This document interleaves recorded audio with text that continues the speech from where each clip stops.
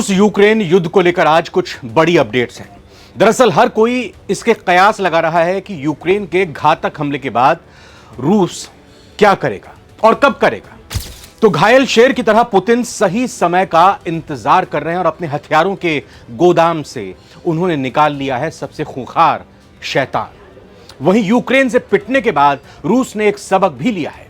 अब वो ऐसी तैयारी कर रहा है कि दुश्मन देश के ड्रोन उसे छू भी नहीं पाएंगे। अंतरिक्ष में 100 सैटेलाइट लॉन्च करने का क्या प्लान है पुतिन का, जानेंगे ये भी। और एक बड़ा अपडेट ये है कि यूरोप के देशों में रूस का डर बैठ गया है और नेटो देश इसके लिए तैयारी कर रहे हैं। तो क्या तीसरे विश्व युद्ध की घंटी बज चुकी है? करेंगे इस पर भी बात। नमस्कार, बहुत बहुत स्वागत है आप सभी का। नवभारत टाइम्स आप देख रहे हैं, सारी दुनिया में मैं रविंद्र सिंह आपके साथ। रूस ने कभी सपने में भी नहीं सोचा होगा कि यूक्रेन रूस के 4000 किलोमीटर अंदर घुसकर उसके एयरबेस पर हमला करेगा, उनको उड़ाकर तहस नहस कर देगा। लेकिन उसने ऐसा किया। अब 5 एयरबेस पर हमले का नुकसान तो बड़ा होता है और इस पर रूस के राष्ट्रपति पुतिन का गुस्सा भी जायज है। बस डर इस बात का है कि कहीं रूस यूक्रेन की इस हिमाकत का जवाब अपनी शैतानी शक्ति से ना दे दे। रूस के महाविनाशकारी हथियारों के बारे में तो पूरी दुनिया जानती है, लेकिन जिसकी हम बात कर रहे हैं वो वाकई मारक है, घातक है, एकदम कहर है। रूस ने 3 साल से ज्यादा चल रही इस लड़ाई में अपनी सामरिक शक्ति का खूब प्रदर्शन किया, लेकिन अपने तरकश से वो हथियार अभी तक नहीं निकाले हैं जो पल भर में, चुटकियों में तबाही ला सकते हैं। रूस की कुछ घातक मिसाइलें और हथियार तो ऐसे हैं कि यूक्रेन छोड़िए, उसके आसपास के देश भी इससे थर्रा उठेंगे, कांप जाएंगे। हम बात कर रहे हैं दुनिया में सबसे घातक मानी जाने वाली रूसी शैतान सैटर्न 2 या RS-28 सरमत की। तो चलिए बताते हैं कि ये यूक्रेन के खात्मे की वजह क्यों बन सकते हैं हथियार। दरअसल RS-28 सरमत को शैतान क्यों कहा जाता है? रूस ने अपने पास मौजूद RS-28 सरमत या सैटर्न 2 का इस्तेमाल अगर कर दिया तो पूरा इलाका मलबे में तब्दील हो जाएगा, कुछ नहीं बचेगा वहां पर। यह सिर्फ यूक्रेन ही नहीं बल्कि पूरी दुनिया के लिए खतरा है। रूस की यह missile intercontinental ballistic missile ICBM है। यह रूस के न्यूक्लियर आर्सेनल का हिस्सा है। पश्चिमी देशों की ओर से इसकी शक्तियों को देखते हुए इसे शैतान का नाम दिया गया है। अब शैतान की ताकत क्या है यह भी जानते हैं। सरमत मिसाइल की ताकत ऐसी है कि वो एक साथ 15 न्यूक्लियर वॉरहेड्स को कैरी कर सकता है, यानी 15 बॉम्ब जिनमें परमाणु भरे हुए हैं। कितनी तबाही ला सकते हैं। एक बॉम्ब परमाणु का अगर लेकर कैरी किया जाए तो वो तो पूरे शहर को बर्बाद कर देगा। और 15 न्यूक्लियर बॉम्ब अगर ये मिसाइल लेकर जाती है तो क्या होगा, अंदाजा भी नहीं लगाया जा सकता। अलग अलग टारगेट्स हिट कर सकती हैं मिसाइल्स। 116 फीट की लंबाई वाले सरमत का वजन 220 टन है। इसकी मिसाइल रेंज 6200 मील से लेकर 11180 मील तक है। मतलब जो अमेरिका और यूरोप तक भी अपनी पहुंच बना सकती हैं, वहां पर भी हमला कर सकती हैं। इसका अपडेटेड नाम है RS-28 सरमत। रूस की इस मिसाइल को विनाशक कहा जाता है। और वहीं दूसरी ओर यूक्रेन के ड्रोन अटैक के बाद रूस यूक्रेन युद्ध घातक रूप लेता हुआ नजर आ रहा है।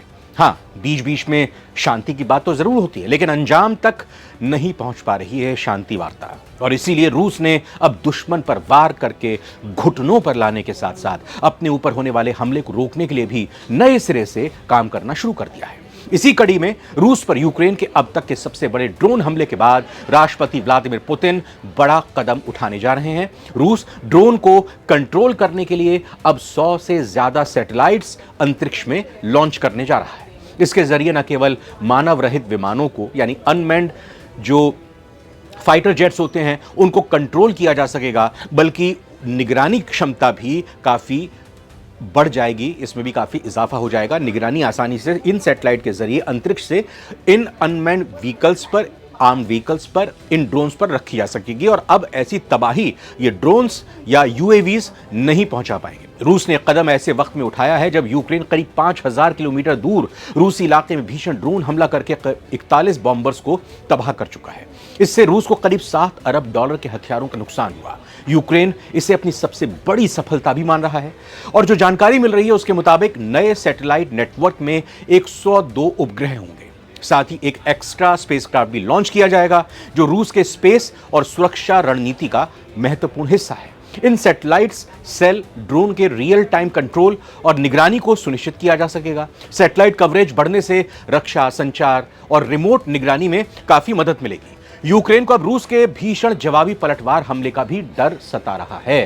हालांकि विश्लेषकों का यह कहना है कि अगर डोनाल्ड ट्रंप चाहें तो वो पुतिन को मना सकते हैं। वहीं रूसी विश्लेषकों का कहना है कि यूक्रेन ने रेड लाइन पार कर दिया, लक्ष्मण रेखा को क्रॉस कर दिया है और इसका जवाब रूस को परमाणु हमले से देना चाहिए। फरवरी 2022 में रूस के यूक्रेन पर हमले के बाद अब लड़ाई का दौर ज्यादा तेज होता हुआ दिखाई दे रहा है। वहीं दोनों देशों के बीच तुर्की में बातचीत का नया दौर भी शुरू हुआ, लेकिन इसका कोई खास रिजल्ट निकलकर सामने नहीं आया और यूक्रेन के साथ साथ अब रूस पूरे यूरोप के लिए भी खतरा बनता जा रहा है।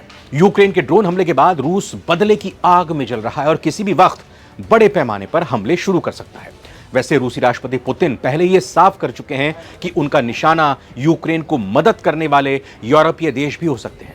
रूस के खतरे को देखते हुए अब यूरोपीय देश चिंतित हैं और अब नॉर्थ अटलांटिक ट्रीटी ऑर्गेनाइजेशन यानी नेटो ने यूरोपीय सदस्य देशों से रिक्वेस्ट की है कि वो संभावित रूसी आक्रमण का मजबूती से जवाब देने के लिए अपनी वायु रक्षा क्षमताओं को 5 गुना बढ़ाएं, क्योंकि अगर ऐसा नहीं करेंगे तो फिर रूस आसानी से उनको बर्बाद कर सकता है, नुकसान पहुंचा सकता है। रिपोर्ट ये कहती है कि ये जो रिक्वेस्ट की गई है रूस के साथ साथ बढ़ते हुए तनाव और यूरोप की रक्षा के लिए अमेरिका की बढ़ती अनिश्चितता के बीच यूरोपीय सुरक्षा को मजबूत करने के लिए नेटो की तरफ से एक नई कोशिश है। साथ ही नेटो देशों ने कई और सुरक्षा उपाय बताए हैं और जंग के लिए तैयार रहने को भी कहा है, जिसके बाद ऐसा लग रहा है कि तीसरे विश्व युद्ध की घंटी कभी भी बज सकती है। रूस नेटो की बढ़ती ताकत को अपने लिए खतरा मानता है। रूस के साथ युद्ध की शुरुआत के पीछे उसके नेटो में शामिल होने की पहल भी शामिल थी। यह भी एक प्रमुख वजह थी कि रूस ने यूक्रेन पर हमला किया। नेटो यूरोप के लिए रूस के बढ़ते खतरे से चिंतित है, क्योंकि ट्रंप प्रशासन यूरोप को सुरक्षा गारंटी देने के लिए तैयार नहीं है और उसकी रूस के साथ भी बातचीत जारी है। खबरों के मुताबिक नेटो सदस्य अपने एयर डिफेंस को 5 गुना तक बढ़ाने पर विचार कर रहे हैं। एक वरिष्ठ यूरोपीय सैन्य अधिकारी के अनुसार नेटो के सदस्य देश ड्रोन, मिसाइल्स और लड़ाकू विमानों से बचाव के लिए जमीनी वायु रक्षा प्रणालियों की कमी का सामना कर रहे हैं, क्योंकि शीत युद्ध कोल्ड वॉर के खात्मे के बाद उन्होंने इस पर ध्यान देना छोड़ दिया था और अब उनको इसकी जरूरत आन पड़ी है। उनको महसूस हो रहा है कि अब अगर ऐसा नहीं किया, तैयारी नहीं की, तो फिर वाकई एक बड़ा नुकसान झेलना पड़ सकता है। नेटो महासचिव मार्क रूट ने कहा भी है कि हम युद्ध में नहीं हैं, लेकिन हम शांति में भी नहीं हैं। उनकी ये बात बहुत गहरी है। उनकी इस बात में ये कयास छुपा हुआ है कि रूस यूरोप के देशों पर, नेटो देशों पर हमला कर सकता है। आगे उनकी तरफ से कहा गया है कि हमें अपनी डिफेंस और रक्षा को मजबूत करना जारी रखना चाहिए और पूरी तरह युद्ध लड़ने के लिए तैयार रहना चाहिए। वहीं रूस की अगर बात की जाए तो रूस ने न सिर्फ अटैक करने को लेकर अपनी एक नई रणनीति तैयार की है, बल्कि डिफेंस किस तरह से किया जाए ताकि ना यूक्रेन और ना ही कोई दुश्मन देश उस पर हमला कर पाए, उसके लिए भी नई तैयारी कर रहा है। फिलहाल सारी दुनिया के आज के इस एपिसोड में इतना ही। बहुत बहुत धन्यवाद।